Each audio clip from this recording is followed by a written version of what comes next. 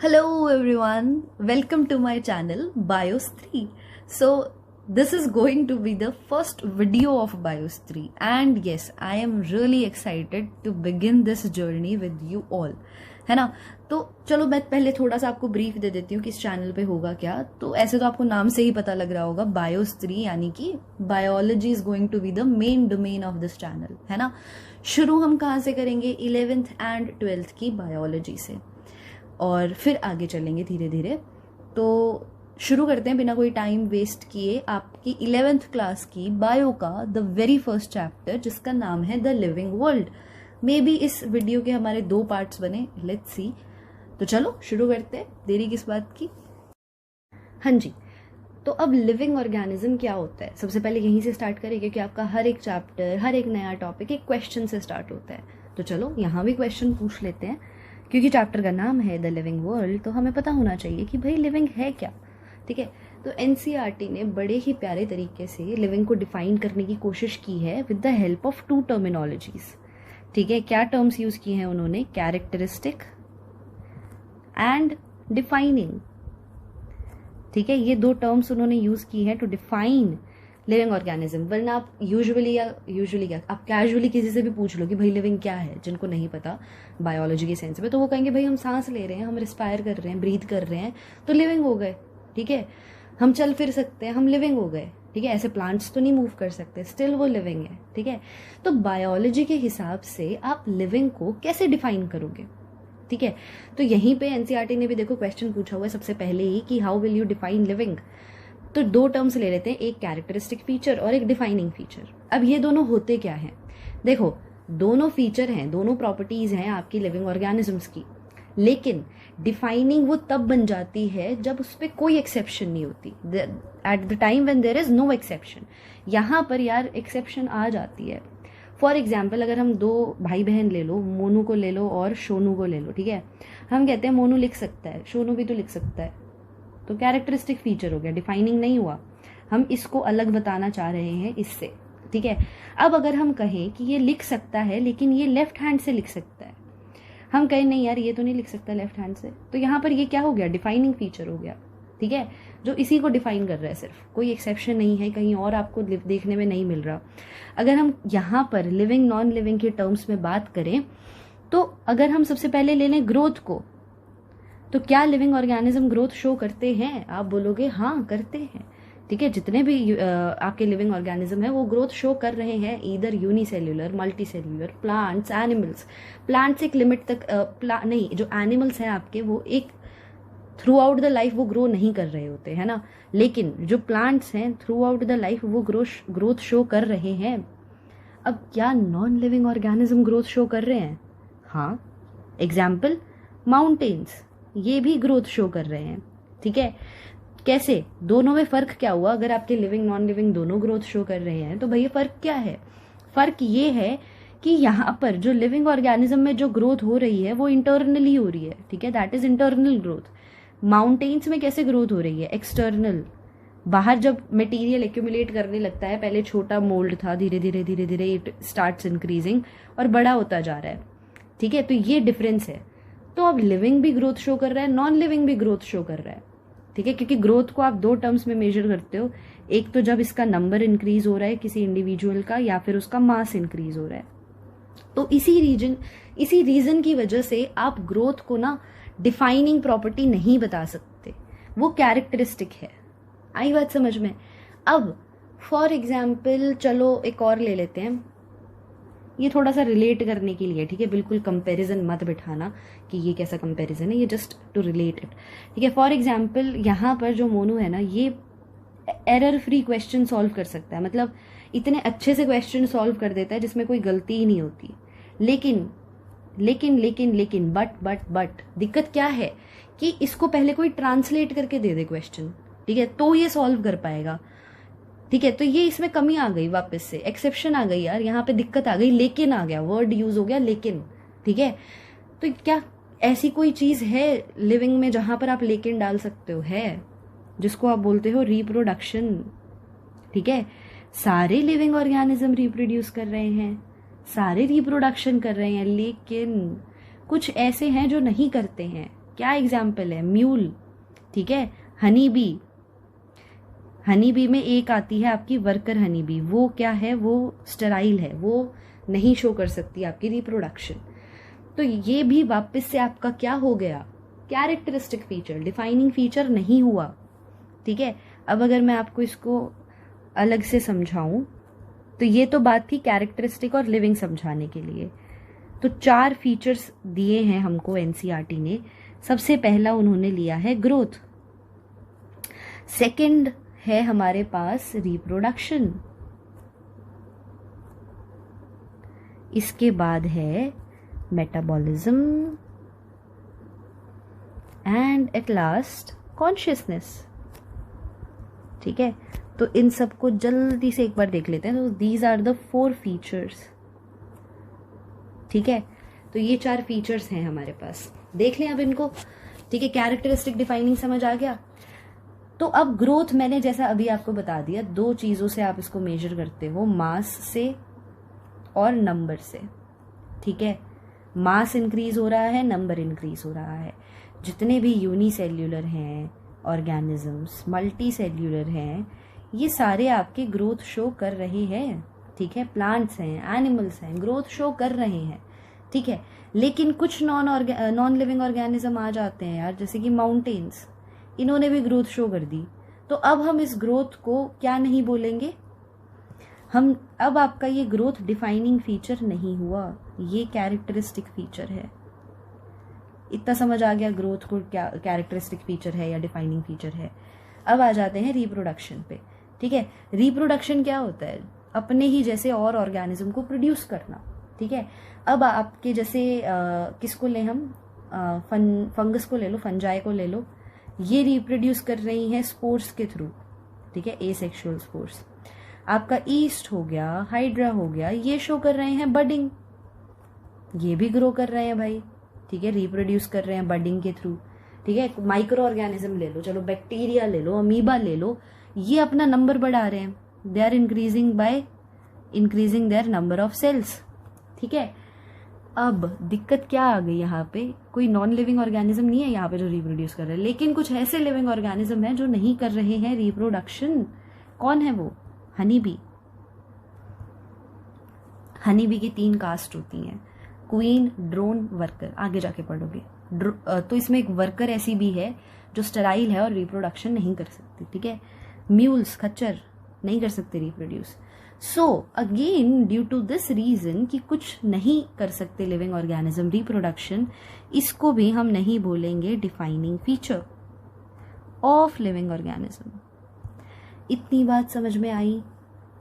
चलें आगे, ठीक है। चलो, मेटाबॉलिज्म। मेटाबॉलिज्म क्या होता है? सम ऑफ ऑल केमिकल रिएक्शंस, जितनी भी केमिकल रिएक्शंस आपकी बॉडी में हो रही हैं। फॉर एग्जाम्पल कुछ रिएक्शंस हैं जो मॉलिक्यूल को ब्रेक कर रही हैं छोटे छोटे पार्ट्स में। Again there are some reactions जो इसको और अलग मॉलिक्यूल्स को जोड़ रही हैं, छोटे छोटे मॉलिक्यूल्स को एक बड़े मॉलिक्यूल में। इसी को बोलते हैं कैटाबॉलिज्म एंड एनाबॉलिज्म, ठीक है। तो जितनी भी रिएक्शंस कुछ चीजें बन रही हैं, कुछ चीजें मॉडिफाई हो रही हैं, कुछ चीजें वापस टूट रही हैं, ठीक है। तो इसको हम क्या बोल रहे हैं? मेटाबॉलिज्म। और यस, ये आपको देखने को मिलता है लिविंग ऑर्गेनिज्म में विदाउट एनी एक्सेप्शन। जितने भी लिविंग ऑर्गेनिज्म है, यूनिसेल्यूलर हो गए, मल्टी सेल्यूलर हो गए, बैक्टीरिया हो गया, प्लांट्स हो गए, एनिमल्स हो गए, एवरीवन इज शोइंग मेटाबॉलिज्म। तो ये मिल गया हमको क्या? Defining feature of living organism, ठीक है। अब कॉन्शियसनेस क्या है? कॉन्शियसनेस भी एक डिफाइनिंग फीचर है। क्या होता है कॉन्शियसनेस? अवेयर होना, ठीक है। कॉन्शियसनेस यानी कि आप अवेयर हो अपने को लेकर, अपनी सराउंडिंग को लेकर, ठीक है।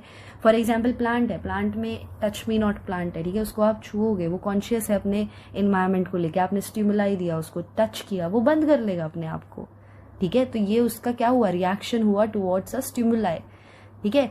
इसी तरीके से humans are the only one organism जो क्या शो करते हैं? सेल्फ कॉन्शियसनेस, ठीक है। सो इसी वजह से कॉन्शियसनेस क्या बन जाता है? द डिफाइनिंग प्रॉपर्टी, आई बात समझ? तो आपको 4 फीचर्स ये आंख बंद करके याद रख लेने हैं, जिनमें से 2 फीचर्स हैं जो कि नहीं है आपके क्या डिफाइनिंग फीचर नहीं है, क्योंकि ग्रोथ नॉन लिविंग भी शो करते हैं और कुछ ऐसे ऑर्गेनिज्म हैं जो रिप्रोडक्शन नहीं शो करते हैं, ठीक है। And then there are 2 properties which are defining, metabolism and consciousness. आ गई बात समझ कि लिविंग को कैसे डिफाइन करोगे, ठीक है। कैरेक्टरिस्टिक और डिफाइनिंग फीचर क्या होता है, बस। तो एक पार्ट जो हमारा है चैप्टर का वो यहाँ कंप्लीट हुआ है, ठीक है। तो हम इसको 3 हिस्सों में डिवाइड कर लेते हैं। तो पहला तो था आपका कि आपने लिविंग को कैसे डिफाइन किया। अभी हम पढ़ेंगे डाइवर्सिटी के बारे में, ठीक है। लास्ट में आपका एक टॉपिक आता है टेक्सोनोमिक एड्स, इसको हम नेक्स्ट वीडियो में कवर करेंगे। चलो अब नेक्स्ट टॉपिक पे चलते हैं। हाँ जी, तो अब हम स्टार्ट करते हैं हमारा नेक्स्ट टॉपिक। तो हमारा नेक्स्ट टॉपिक क्या है जो हमको एनसीईआरटी में दिया हुआ है और हमको पढ़ना है, वो है diversity in the living world, ठीक है। तो चलो अब इसको कवर कर लेते हैं और इसको जानते हैं कि अब ये क्या चीज़ है। तो सबसे पहले डाइवर्सिटी टर्म को यूज़ किया हुआ है, ठीक है, यहाँ पे। तो डाइवर्सिटी क्या होती है? अब जैसे आप लोगों ने सुना होगा, अगर हम जनरल सेंस में बात करें, कि जैसे इंडिया है, ठीक है, India is a diverse country, ऐसे बोला जाता है। तो किस सेंस में बोलते हैं हम इसको डाइवर्स कंट्री? यहाँ पे आपको बहुत सारे अलग अलग रिलीजन देखने को मिलेंगे, है ना। जो पॉपुलेशन है वो बहुत डाइवर्स है, जैसे आपको हर टाइप के कल्चर देखने को मिलेगा। तो इंडिया क्या है इस सेंस में? It is a diverse country, ठीक है। अगर आप यहाँ पर हम अगर स्पीशीज की बात करें, यहाँ पे प्लांट्स की बात करें, एनिमल्स की बात करें, so there is a wide range of species, ठीक है। बहुत सारी स्पीशीज हैं जो प्रेजेंट हैं हमारी अर्थ पे, ठीक है। अब ये जो नंबर ऑफ स्पीशीज, अब ऐसा नहीं है कि हमको सारी स्पीशीज पता है। We have a rough estimate कि approximately we have 7 million species present on earth, ठीक है। लेकिन इसमें से अभी तक हम सिर्फ और सिर्फ 1.7 to 1.8 मिलियन को ही आइडेंटिफाई कर पाए हैं। सोचो, इतनी ज़्यादा स्पीशीज है और उसमें से हमने कितने को आइडेंटिफाई किया? सिर्फ इतनी स्पीशीज को, ठीक है। तो डाइवर्सिटी क्या होती है? डाइवर्सिटी यानी कि कितने प्रकार के, कितने अलग अलग तरीके की स्पीशीज एक एरिया में प्रेजेंट है, ठीक है। तो इसको आप क्या बोलते हो? बायो डाइवर्सिटी, ठीक है। इसको तोड़ लेते हैं, बायो डाइवर्सिटी। बायो मतलब लिविंग, है ना, और डाइवर्सिटी मतलब अभी मैंने आपको बताया अलग अलग number of species, types of species, ठीक है। तो बायोडाइवर्सिटी आप क्या किसको बोलोगे? इतनी सारी, द नंबर ऑफ स्पीशीज जिनको हम जानते हैं और हमने डिस्क्राइब की हुई हैं, ठीक है। So that is biodiversity, the various number of species which are found on earth, ठीक है। Number of species found on earth, ये क्या हो गया आपका? बायोडाइवर्सिटी, ठीक है। अब सोचो, इतने सारे ऑर्गेनिजम्स हैं, इतनी सारी स्पीशीज हैं, तो पढ़ोगे कैसे इनको? अब हमें इनको स्टडी भी तो करना है ना। लेकिन क्या पॉसिबल है इतनी सारी ऑर्गेनिजम्स, इतने सारे वेराइटीज़ को स्टडी कर पाना? नहीं ना। तो इसलिए हमने क्या किया, इसी वजह से हमने इसको क्या किया, क्लासीफाई करने की कोशिश की, ठीक है। इनको कैटेगरीज में रखने की कोशिश की। अब सपोज एक क्लासरूम है मेरे पास, ठीक है, और उसमें बहुत सारे स्टूडेंट्स हैं, ठीक है, बहुत सारे, और मुझे नहीं पता कौन सा किस क्लास से बिलोंग कर रहा है। तो क्या मैं उनको एग्ज़ाम के लिए प्रिपेयर करवा पाऊँगी? नहीं। पहले मुझे इनको सॉर्ट करना पड़ेगा कि भाई ये 5th क्लास का है, ये 6th क्लास का बच्चा है, ये 7th क्लास का, ये 8th क्लास का। अब मेरे लिए आसान है इनको पढ़ाना, ठीक है। तो इसी तरीके से जब आप ऑर्गेनिजम्स को स्टडी करते हो ना, तो हमने, ताकि हम आराम से उनको स्टडी कर पाएँ इतनी सारी डाइवर्स ऑर्गेनिजम्स को, तो हमने क्या किया, उनको क्लासीफाई करने की कोशिश की, ठीक है। तो अब आपकी बुक में ना, ये 2 पेजेस में ना बहुत सारी टर्मिनोलॉजीज यूज़ की हैं। तो हम अलग अलग तरीके से कोशिश करते हैं उसको समझने की, ठीक है, और लास्ट में कंबाइन करेंगे ताकि आपको अच्छे वाले तरीके से समझ आ जाए। तो सबसे पहले हमें पता होना चाहिए कि भैया क्लासिफिकेशन क्या होती है ना। अब हमें पता होना चाहिए व्हाट इज़ क्लासिफिकेशन।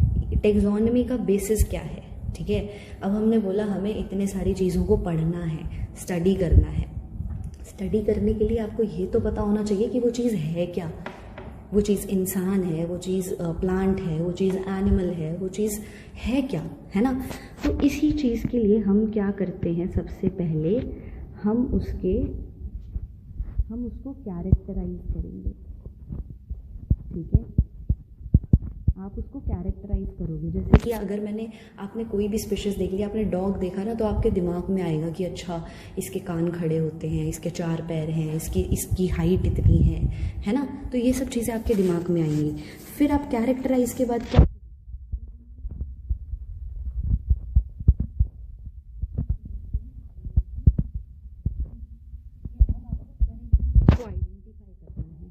आइडेंटिफाई करने के बाद आपने उसको आइडेंटिफाई किया, एक ग्रुप में रख दिया।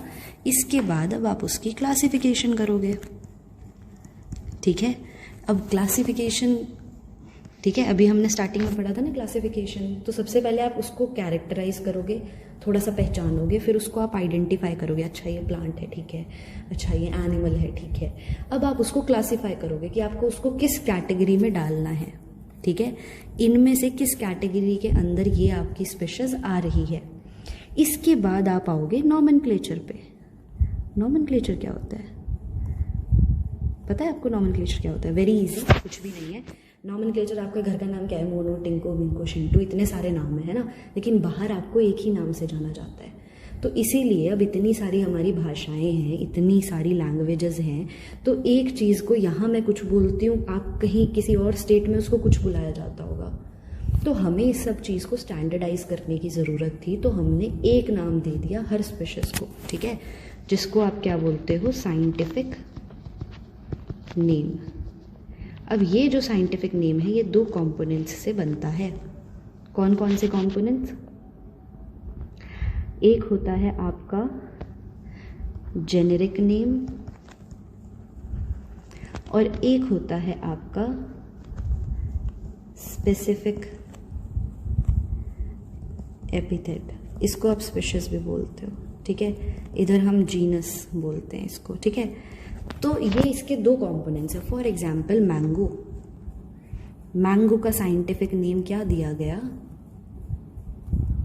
मैंगीफेरा इंडिका, ठीक है।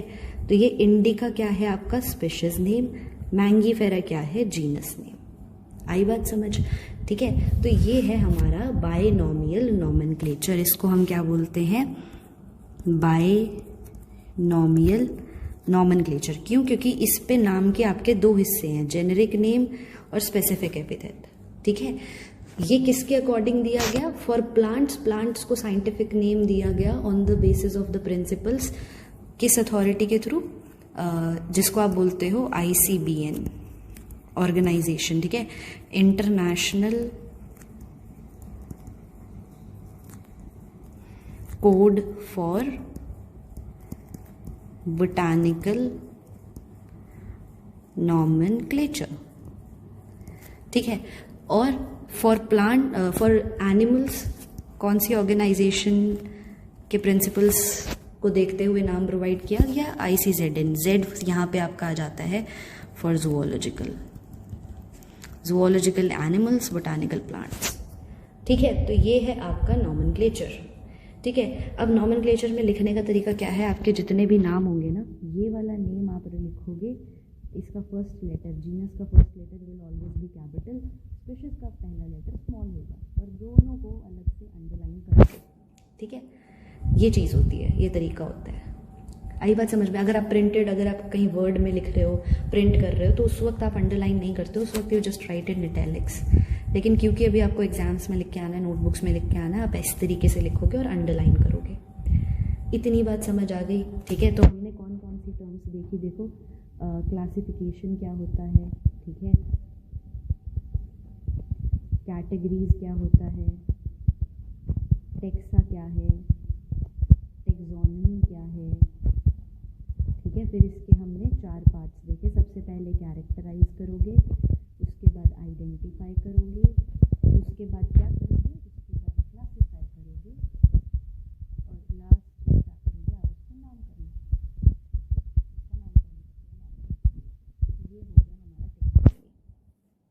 इतनी बात समझ आ गई, ठीक है। इसके बाद बस एक टर्म दी हुई है आपकी सिस्टमैटिक्स। सिस्टमैटिक्स क्या होता है? अब एक और चीज़ आ गई, इजी है, कुछ भी नहीं है। अभी तक आप क्या पढ़ रहे थे कि आपने नाम दिया, नॉमेनक्लेचर दिया, ठीक है, आइडेंटिफाई किया।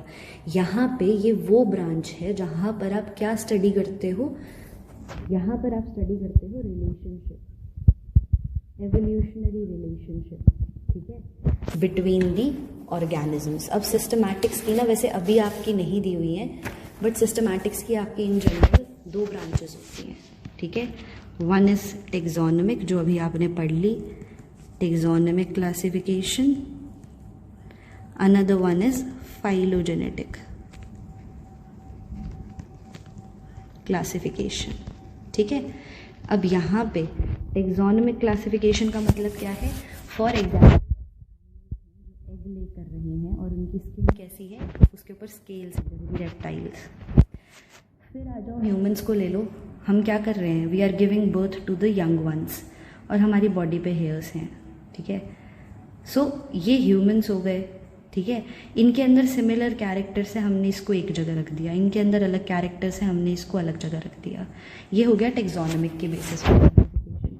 फाइलोजेनेटिक क्या होता है? जब आप ग्रुप बना रहे हो, आप ऑर्गेनिजम्स को ग्रुप में डिवाइड कर रहे हो on the basis of evolution, कि उनके बीच में एवोल्यूशनरी क्या रिलेशनशिप है। फॉर एग्जाम्पल जो हम ह्यूमंस हैं, ठीक है, हम थोड़े more closely we are related to gorillas, है ना, more closely we are related to gorillas as compare to cockroach, ठीक है। ये बात तो सीधी सी है ना, कि आप कॉकरोच से ज़्यादा सिमिलैरिटी किससे खाते हो? गोरिल्लाज से, ठीक है। तो एवोल्यूशन, ठीक है, यहाँ पे आपको नज़र आ रहा है, तो दिस इज एवोल्यूशनरी रिलेशनशिप। तो सिस्टमैटिक्स आपको क्या पता है? सिस्टमैटिक्स होता है कि हर चीज़ को अब आपने सिस्टमैटिक तरीके से ऑर्गेनाइज कर दिया, रख दिया, ठीक है। एक तो इसके अंदर एवोल्यूशनरी रिलेशनशिप भी आता है, और टेक्सोनोमिक जो अभी हमने पढ़ा, दिया किसने था?